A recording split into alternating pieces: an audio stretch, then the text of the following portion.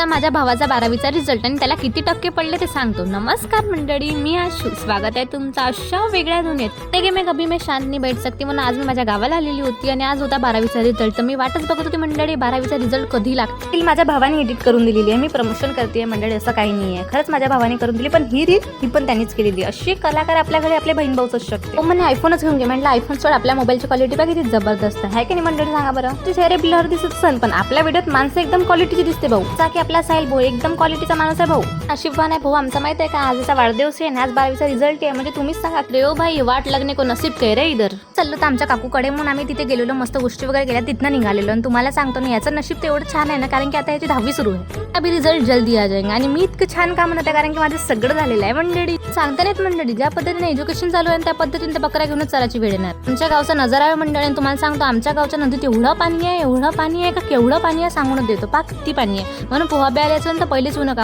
आता 12वीच्या रिझल्टची गोष्ट येऊनच गेली तर सांगून द्यायचा, आपला भाऊ एकदम फाटात पास झालेला आहे। अरे एवढी खुशीची लाट आली का तुम्हाला सांगतो ना, आमच्याही उडत जात होती, हवा घराटच एवढी सुटली काय सांगावं मंडळी। आता लाईटी चालली गेली, गाव म्हटलं का 2 मिनिटं फक्त झाड हल्ला पाहिजे, तिकडून लाईन कटली म्हणजे विशेष खतम। गाव म्हटलं तर कोणती गोष्ट असो मंडळी एकदम नवीनच गोष्ट असते, कारण कसं आहे गावात काही असो आपल्याला ते नवीनच वाटते। तर मंडळी ज्यांनी मला माझ्या 12वीच्या रिझल्टच्या दिवशी कॉल केलेला होता, सगळ्याला कॉल केला मंडळी, सगळ्याला मार्क विचारले, पण सरळ सांगतो आपल्यापेक्षा कमीच होते, म्हणून म्हणतो नान करा पण आपलं कुठं। तर मी बरोबर केलं ना मंडळी, नक्की सांगा। आता इथपर्यंत आले तर फॉलो नक्की करा।